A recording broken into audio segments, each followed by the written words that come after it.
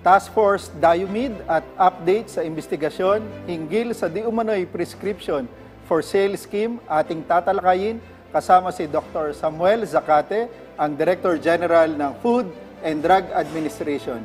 Dr. Zacate, magandang tanghali po. Magandang tanghali din po sa ating mga manonood. Isang bagong Pilipinas po sa inyong lahat. At salamat po sa pag-imbita sa akin dito sa PTV4. Ma'am Nina, Nasek po. Thank you. Doc, naglunsad po kayo ng Task Force Diomid para ayusin ang classification ng health products. Ano po ang tinututukan ng task force na ito? Explain ko lang po kasi kung bakit namin nilaunch yung tinatawag naming Task Force Diomid. No? Kasi when we register a certain products na nire-regulate ng FDA, it must fall into a category. It's either pagkain siya, so it lodges on the Center for Food.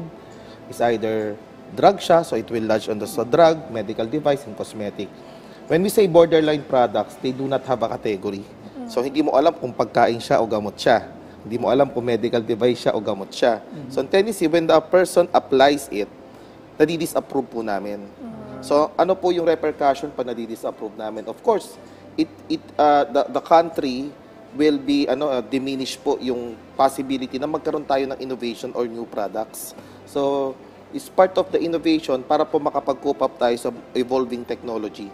So, once na na-establish po namin yung Task Force Diomid, yung Task Force Diomid po comes from the island of the border po ng Alaska and Russia. So, kaya po siya tinawag ko na Diomid kasi borderline products, border. So, if you go to a certain application and you go to another application, yung in-betweener niya, ma-apply na nila. So, ang tendency, magkakaroon po ng wide range of market sa Pilipinas. And at the same time, yung mga innovative products natin na walang category, we can do exportation. So, ito po yung gustong-gusto talaga ng mga stakeholders natin, na-arrange natin sa Food and Drug Administration. And ngayon po ay sinisimulan na natin. Para po mas malinaw sa ating mga manonood, yung mga entrepreneurs na nakikinig sa atin ngayon na mahilig sa mga products, they try to apply sa FDA and end up being disappointed po kasi. So, malamang yung pong kanilang mga produkto ay ang tinatawag ninyong borderline health products. Ano-ano po ba yung mga health products na to in particular na nasa kategoryang borderline? Basically, wala naman po siyang kategorya. Basta importante lang po kasi we have the classification and we have the policy and the rules para pumasok po sa drug. For example po, sa isang cosmetic product, pag once po na yan po, merong tinatawag na health claim or therapeutic value, imbis na pumasok po siya sa cosmetic, pupunta po siya sa drug. Ano pong repercussion nun? Ang repercussion po nun, kapag pumasok po siya sa drug, is more tedious, more strict, and more stringent. Because it needs clinical trial for you to prove a certain health claim or therapeutic value. So, ang tendency, wala po tayong category na in-betweener doon na medyo gitna lang po ang regulasyon. Pag meron na po tayo na ganoon, at least po, ma-establish natin sa merkado yung therapeutic value niya, for example, skin whitening, skin renewal, then eventually po, pwede na po natin siyang i-market and we can do exportation. Kung napapansin po ninyo, if we go to the different market, sa cosmetic product, nagtataka kayo bakit iba may whitening. Yes. So, pero sa Pilipinas, wala nga pong ganong regulasyon. Yan po kasi karamihan dyan importation. So, sila po sa ibang bansa, meron na po silang tinatawag na regulation for borderline and functional cosmetics. Dito tayo sa Pilipinas, lugi tayo. So, ang ginawa natin, ngayon po, ini-establish na po natin yung tinatawag na functional cosmetic so that Filipino cosmetic manufacturers can go with their products and eventually, tayo naman po ang mag-export at sila naman po ang mag-notify galing sa atin. But that's very good news, ASEC, DG, because ang nangyayari, we tend to import tuloy and then resell. So, sinong kumikita yung ibang bansa? We cannot even make our own products. And if we try, katakot-takot po ang aming pagdadaanan. So, ito sinasabi niyo po ngayon na mas madali na to actually make local products na talagang gawa dito po sa Pilipinas. Yan po talaga ang gusto ng alituntunin na ating Presidente Bongbong Marcos, yung tangkilikin po ang ating sariling atin. So, ito po isang mga hakbang ng FDA papunta dun sa mandato ng Presidente na tangkilikin ang sariling atin and we self-capacitate our entrepreneurs and our stakeholders so that ang ekonomiya natin ilalago din. DJ, kano po ba kahalaga na maklasify na maayos ang ating mga health products? Regarding po sa mga health products kasi, we have the food, the drug, and the cosmetic. No? Products po kasi when we consume the medical device. If you can do that, of course, yung po kasi may stringency po ang FDA. Hindi naman po lahat stringent kami. Pag food po yan, medyo madali yan. Cosmetic, medyo madali din po yan. Pag pumasok po ng drug yan, medyo masalimuot po ang pag-apply niyan. So, ang ganda po kasi doon, yung pagpasok po ng isang produkto, dapat po, alam natin kung saan kategorya. Papasok. Yes, opo. Kasi pagka pumasok po yan at supposed to be, they are cosmetic product at napasok po yan sa drug, sayang po yung oportunidad na makuha natin. Meron yung bang produkto. pagkakataon, DJ, na isang produkto can be classified either food, drug, or cosmetic? Okay. Usually po kasi ang application sa FDA, yung pong tinatawag namin regulatory officer or regulatory assistant ang nag-a-apply sa amin. Hindi po kami ang pwede mag-apply for them kasi sila po ang nakakalam. Ngayon po, ang ginagawa po nila, they apply it on 8 different centers or one specific center. Ngayon, pag naguguluhan sila, ang ginagawa nila, ita-apply nila sa lahat. Sa lahat. So, lugi din sila kasi hindi na naman nila alam. So, ang tendency sa amin Depende naman kung din sino po. na lang ang kasi wala pong mag-approve. kategorya. So, yun din po ang nagiging source ng backlog po ng Food and Drug Administration. But they should know kung saan kategorya dapat magpa-fall. Yung mga tinatawag nating conventional products, madali pong isipin. Katulad po ice cream, alam natin pagkain yun. Yes. Pero pag sinabi nating health supplement, teka, saan po papasok to? Lalo na pag may therapeutic value, saan po papasok yun? Paano yung mga lotion, oil, yung mga spray, Opo. lip balm? As of now, kasi ang regulation natin sa FDA, if you do cosmetic application, Yes. yung mga sinasabi nyo po is under po yan ng Center for Cosmetics. Pati po yung mga spray na, kunyari, massage oil Yeah, or it's under the facial cosmetic. spray. But Yes. the caveat there is if you put we call qualifiers, skin whitening, skin renewal, skin Drug na rejuvenation, papasok po siya ng drug. Ngayon, kawawa naman po yung nag-a-apply kasi they need to do clinical trial and it costs a lot for them. Millions, di Yeah, ba, millions DG? po yun. Opo. Pero hindi po kami nagko-conduct ng clinical trial sa center po. So, ibig sabihin, gumagastos sila para malaman po talaga yung value or therapeutic value ng isang produkto, kung totoo ba. Kasi sasandalan po yun ng consumer. Ngayon po, may borderline products ka, may functional cosmetic ka, hindi yan papasok sa drug. Okay, at least mas madali na para mas malinaw. maintindihan po nung ating mga yung mga innovators natin, 'di ba? At mga entrepreneurs. So, Doc, kailan naman po inaasahang maipalalabas ang guidelines o ang circular ng FDA para po sa classification ng mga produkto? Okay po. Sa ngayon po kasi, may dalawa pong proyekto ang FDA for the borderline products. Inuuna ko po yung functional cosmetics. Kasi po yung functional cosmetic, we need a parang maging at par po sa Korean Ministry of Food and Drug and Safety. As of now, nag-courtesy call na kami, tinignan namin kung paano nila ginagawa. At ngayon po, ginagawa na namin yung parang dry run. When we do the dry run po, doon papasok po yung pinatawag nating administrative order. Yung administrative order po yun, aakyat po namin yun sa Department of Health and bababa po sa amin yun for circular.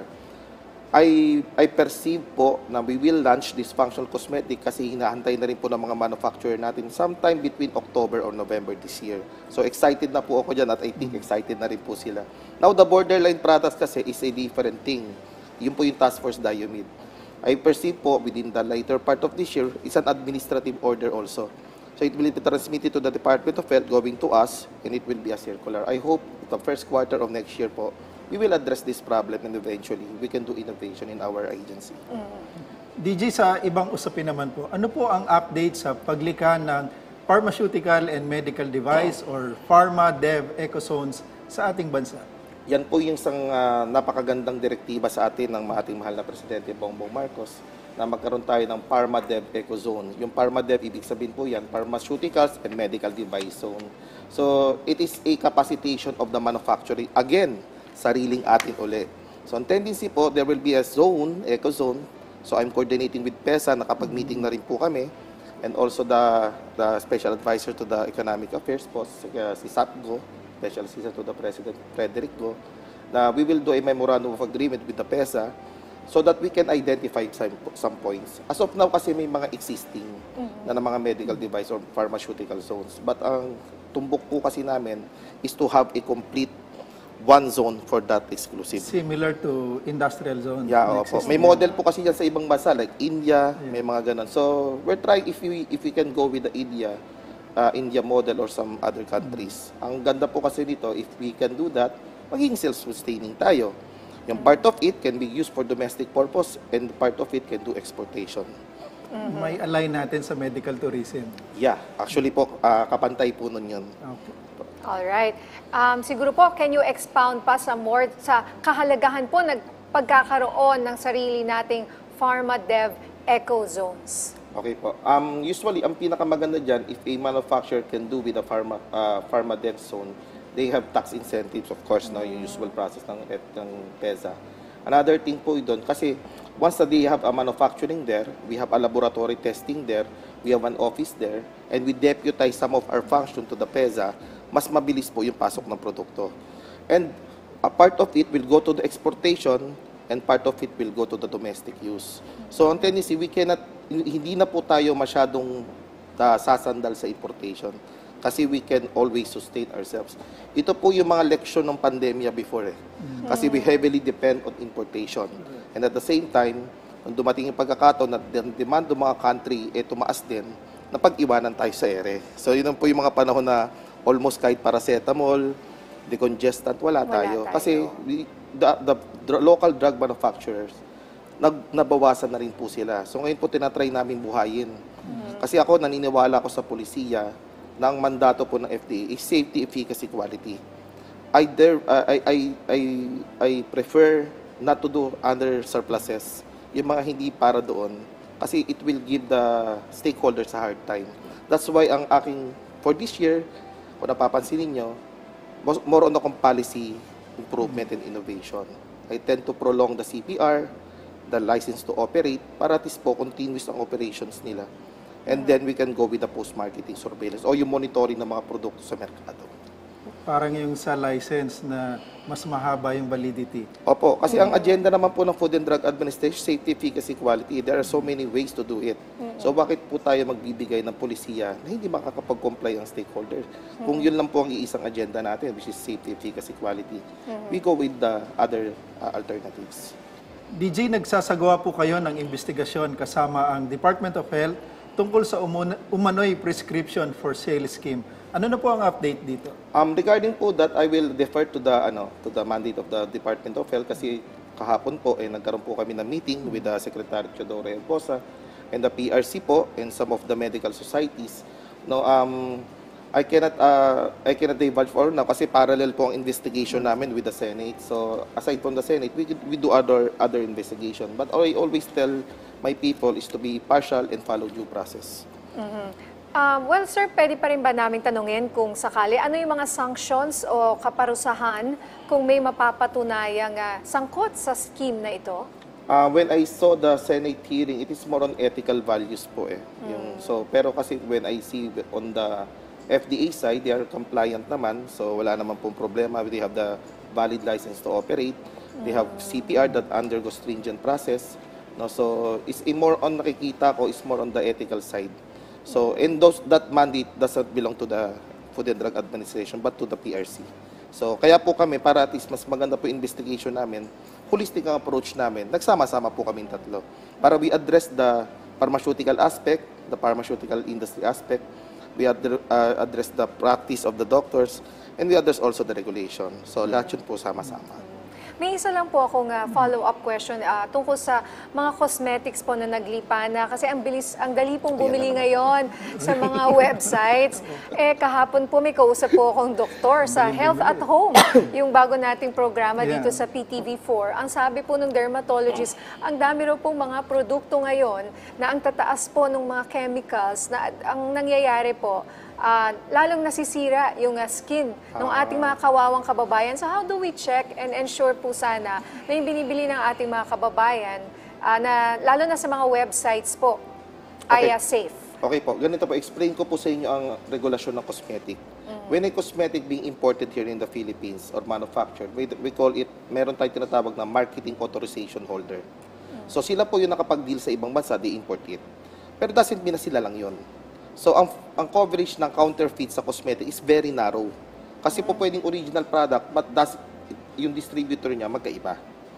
Ngayon, yung question po ninyo, na nililipanan sa produkto, we do always surveillance. Ang problema dyan, ang karamihan po dyan, is yung tinatawag na online marketing or online shopping. We have the monitoring team with the field regulatory offices. we tell the marketing, the online shopping platform to take down the post. Ito pa ang pagiging problema natin, ma'am. When they take down the post, ang problema, they can always put the post again. Yes. So another cycle naman po yan. Ngayon po, pag nangyari po yan, sige, violation talaga naman bawal. Kasi ang seller ninyo, hindi naman talaga notified yung cosmetic product. We will do summons. It's a legal process. Pinipirmahan ko po yun. Ang problema po, when we do surveillance team, we do surveillance o intel operations, yung opisina niya, wala. So, saan namin po yung si-serve? So, parang ano yan parang mga isdang madudulas, malalansang madudulas, ang bilis talaga nilang mawala. So, ako po ay nananawagan po sa ating publiko that the city or public safety or public health is a collaboration between the government agency and also the consumers. Ngayon po, meron kami tinatawag na FDA verification portal. You can see all the products that's registered.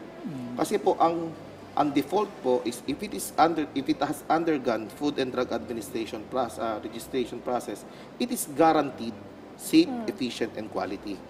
Everything else, I cannot vouch to that. At your own risk It's na. on your own risk. Kasi syempre, of course, it's a partnership between consumers. Alam nyo na nga na hindi rehistrado. Sinubukan nyo pa. Ngayon, pag nagkaroon kayo ng damage, nagkaroon kayo ng problema sa katawan po ninyo or sa inyong health, alam nyo na po, meron po kayong Responsibility meron kayong din. alarm na it is not registered. So nananawagan po ako, please, wag niyo po tatangkilikin yun. Lugi kayo dyan eh. Makakatipid kayo sa online, pero ang problema, pag kayo nagkaroon ng rashes, nagkaroon kayo ng mga allergic reactions, times 10 pa siguro po yung inyong magagastos kumpara sa inyong natipid. So dapat DJ, ugaliin nila na i-check sa website ninyo kung registered, properly registered yung bibili nila. It is always being updated from day to day. So punta lang po kayo doon, FDA verification portal, andun po lahat. Maraming salamat po sa inyong oras, Dr. Samuel Zacate, ang Director General ng Food and Drug Administration. Magandang hapon po.